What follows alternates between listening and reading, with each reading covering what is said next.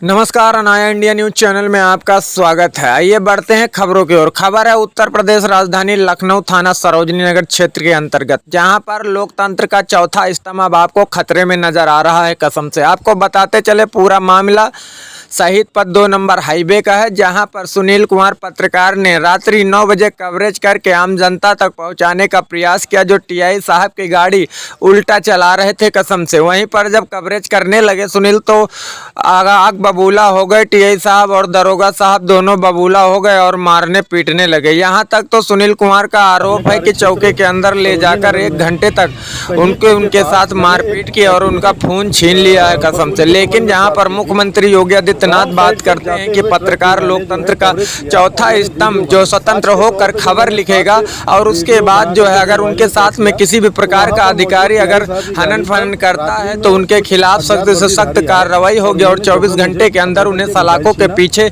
भेज दिया जाएगा। 50,000 का जुर्माना रखा जाएगा। लेकिन कहीं न कहीं ये सब दावे आपको जमीनी स्तर पर नजर नहीं आ रहे हैं। पीड़ित पत्रकार का हम सुनाते हैं पूरा बयान। हमारे ग्राउंड जीरो से रिपोर्ट कैलाश कुमार की खास रिपोर्ट।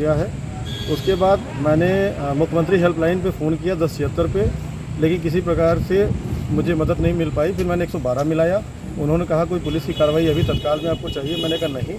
तो उन्होंने कहा कि सुबह जो है आप फिर से जो है थाने चले जाइएगा। तो उसी के संबंध में मैं यहाँ पर आया और मैंने अपना प्रार्थना पत्र माननीय थानाध्यक्ष जी को दिया है सरोजनी नगर, और इसी के साथ टीआई साहब थे ट्रैफिक के, उनके माध्यम से डीसीपी साहब का भी जो पत्र है अग्रिम कार्रवाई के लिए हमने जो है उनको प्रेषित किया है।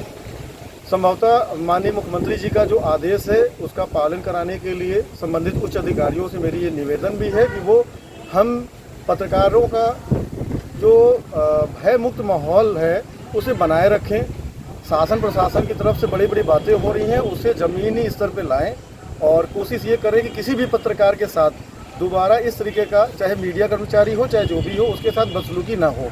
और जिन लोगों ने हमारे साथ ये घटना की है उसके खिलाफ कठोर कार्रवाई करते हुए जनता को और मीडिया को, सभी को ये सूचना दें कि किस तरीके से शासन सत्ता में कोई भी कॉम्प्रोमाइज़, जीरो टॉलरेंस की नीति जो है वो लागू होती है। कल रात को बंधक बनाते समय कौन कौन थे, कितने सिपाही थे, कितने दरोगा थे? 2 दरोगा घटनास्थल पर मौजूद थे और 3 से 4 सिपाही थे, जिन्होंने मेरे ऊपर जो है हमला किया और लाठी डंडों से मुझे चौकी के अंदर मारा। मेरे पैर में चोट है, पीठ में इंजरी जो है इंटरनल है। कहाँ चोट है? दिखाएंगे थोड़ा सा। हॉस्पिटल में इंजरी इस तरीके से मारा गया है कि दिखाया ना जा सके, लेकिन 1-2 चोटें हैं जो मोबाइल छीनते हुए मेरे हाथ में आ गई थी और मेरा मोबाइल भी टूट गया है।